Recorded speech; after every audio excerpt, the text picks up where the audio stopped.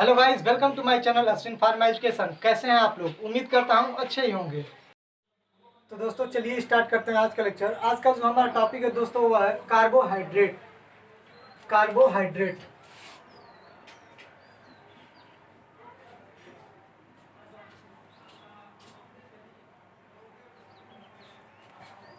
जो पहला पॉइंट है इसमें वो है organic compound with general formula CnH2ON। यानी कि जो कार्बोहाइड्रेट हमारे होते हैं वो ऑर्गेनिक कंपाउंड होते हैं जिनका जनरल फार्मूला CnH2ON होता है, जहाँ N वेरिएबल है। It consist of only carbon, hydrogen and oxygen. जो हमारे कार्बोहाइड्रेट होते हैं उसमें मेनली कार्बन, हाइड्रोजन और ऑक्सीजन होते हैं। जो थर्ड पॉइंट है वह carbohydrate can be viewed as hydrate of carbon. जो हमारे कार्बोहाइड्रेट होते हैं उनको हाइड्रेट ऑफ कार्बन के नाम से भी जानते हैं। इनको हाइड्रेट ऑफ कार्बन क्यों कहते हैं दोस्तों? क्योंकि जो हाइड्रोजन और कार्बन का रेशियो होता है वह जल के समान यानी कि दो संबंधे एक होता है, इसीलिए इसे हाइड्रेट ऑफ कार्बन के नाम से भी जानते हैं। Structurally it is more accurate to view them as polyhydroxy aldehyde या कीटोन। जो हमारे कार्बोहाइड्रेट होते हैं उनको पॉलीहाइड्रोक्सी एल्डिहाइड या कीटोन भी कहा जाता है, क्योंकि जब इनका हाइड्रोसिस करते हैं तो बहुत ज़्यादा मात्रा में हाइड्रोक्सी एल्डिहाइड या कीटोन ग्रुप्स हमको मिलते हैं। They contain following functional group. जो हमारे कार्बोहाइड्रेट होते हैं उसमें मेनली 3 फंक्शनल ग्रुप होते हैं। जो पहला हुआ एल्कोहलिक हाइड्रोक्सी ग्रुप यानी कि एल्कोहलिक ग्रुप होता है, दूसरा है एल्डिहाइड ग्रुप प्रेजेंट होता है और तीसरा है कीटोन ग्रुप प्रेजेंट होता है। अब कुछ एग्जांपल देख लेते हैं। ग्लूकोज, सुक्रोज और स्टार्च हमारे कार्बोहाइड्रेट के एग्जांपल हैं। अब बात करते हैं क्लासिफिकेशन ऑफ कार्बोहाइड्रेट। जो हमारे कार्बोहाइड्रेट होते हैं उनको 3 कैटेगरी में डिवाइड किया गया है, जिसमें पहला है on the basis of complexity, दूसरा है on the basis of reactivity, तीसरा है on the basis of functional group. जो हमारा पहला है on the basis of complexity, इसको 3 कैटेगरी में फिर से डिवाइड किया गया है। Monosaccharide,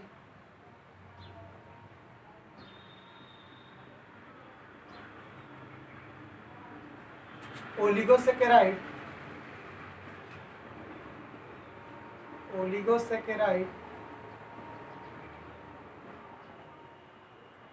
and third is polysaccharide.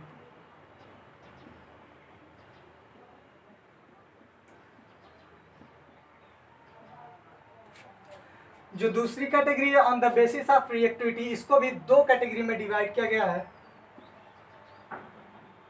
जिसमें पहला है नॉन रिड्यूसिंग शुगर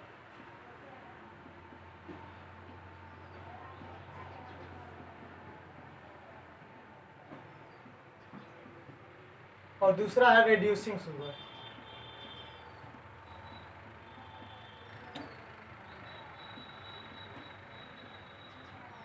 जो हमारा थर्ड है on the basis of functional group, इसको भी 2 कैटेगरी में डिवाइड किया गया है, एल्डोजेज एंड कीटोजेज।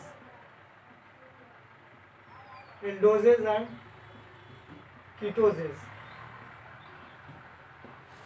अब बात करते हैं मोनोसेकेराइड की। जो हमारा मोनोसेकेराइड होता है सिंगल यूनिट कार्बोहाइड्रेट, इसमें जो होती है सिंगल यूनिट यानी कि सिर्फ एक यूनिट या एक मोनोमर होता है कार्बोहाइड्रेट के। Can not be broken into simpler carbohydrate upon hydrolysis.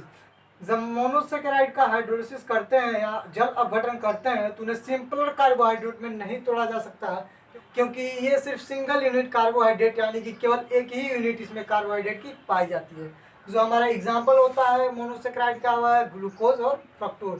जब ग्लूकोज या फ्रक्टोज का जल अपघटन या हाइड्रोलिसिस करते हैं तो कोई रिएक्शन नहीं मिलता है, क्योंकि इसमें सिर्फ एक मोनोमर होते हैं, सिंगल यूनिट मोनोमर होते हैं।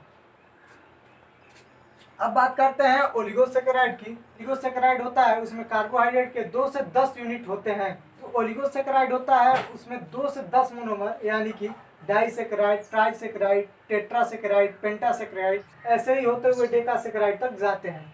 अब बात करते हैं डाइसेकेराइड की। जो हमारा डाइसेकेराइड होता है, डाई का मतलब हो गया 2। डाइसेकेराइड में डाई का मतलब हो गया 2, इसलिए इसमें 2 यूनिट मोनोसेकेराइड होते हैं। जब इनका हाइड्रोलिसिस करते हैं तो ये 2 यूनिट मोनोसेकेराइड्स के देते हैं। जैसे सुक्रोज हो गया, वह हमारा डाइसेकेराइड का एग्जाम्पल है। जब सुक्रोज का हाइड्रोलिसिस करते हैं तो एक मॉलिक्यूल हमको ग्लूकोज मिलता है और एक मॉलिक्यूल फ्रक्टोज का मिलता है, इसलिए सुक्रोज जो है वो डाइसेकेराइड है। दूसरी कैटेगरी है इसमें ट्राइसेकेराइड। ट्राइसेकेराइड, ट्राई का मतलब हो गया 3, इसलिए कंटेनिंग 3 यूनिट मोनोसेकेराइड। मोनोसेकेराइड जो हमारा ट्राइसेकेराइड होगा उसमें मोनोसेकेराइड के 3 यूनिट पाए जाएंगे या 3 मोनोमर पाए जाते हैं। अब एग्जांपल देखते हैं। जो एग्जांपल है ट्राइसेकेराइड का वह है रेफिनोज। जब रेफिनोज का हाइड्रोलिसिस करते हैं तो हमको 3 मॉलिक्यूल या 3 मोनोमर मोनोसेकेराइड के प्राप्त होते हैं, ग्लूकोज, फ्रक्टोज और गैलेक्टोज। अब बात करते हैं पॉलीसेकेराइड की। जो हमारा पॉलीसेकेराइड होता है contain more than 10 unit monosaccharide. Poly का मतलब 10 से बहुत ज़्यादा हो गया, यानी कि जो हमारे पॉलीसेकेराइड होते हैं उसमें 10 यूनिट से ज़्यादा मोनोसेकेराइड यूनिट होते हैं।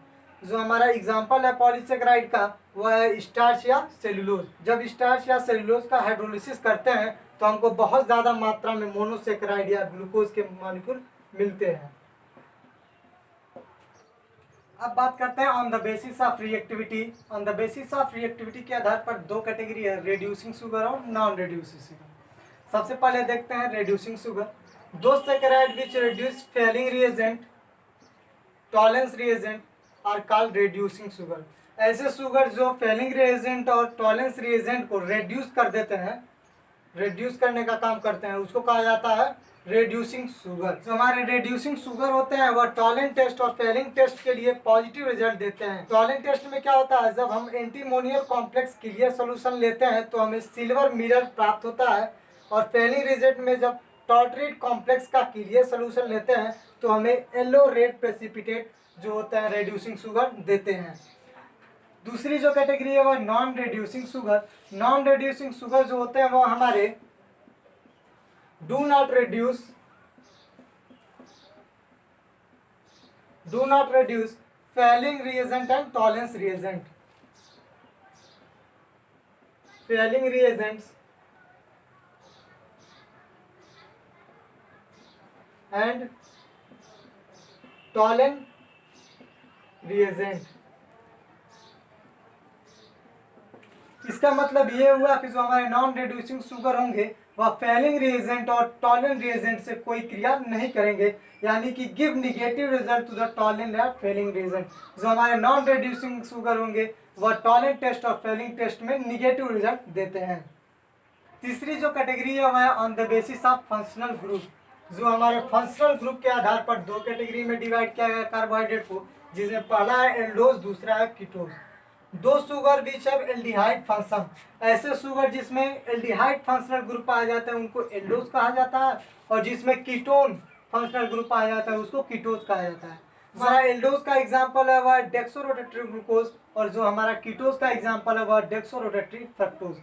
अब एक कॉमन स्ट्रक्चर है एल्डोज का, तो इसमें हम देखते हैं दोस्तों कि यहाँ पे एल्डिहाइड फंक्शनल ग्रुप है CHO, इसलिए इसे एल्डोज या पॉलीहाइड्रॉक्सी एल्डिहाइड, क्योंकि N मॉलिक्यूल है इसलिए पॉलीहाइड्रॉक्सी एल्डिहाइड ग्रुप कहा जाएगा। दूसरा जो हमारा कीटोज का एग्जांपल है उसमें हमारे कीटोन ग्रुप प्रेजेंट है और N मॉलिक्यूल है इसलिए इसको पॉलीहाइड्रॉक्सी कीटोन भी कहा जाएगा।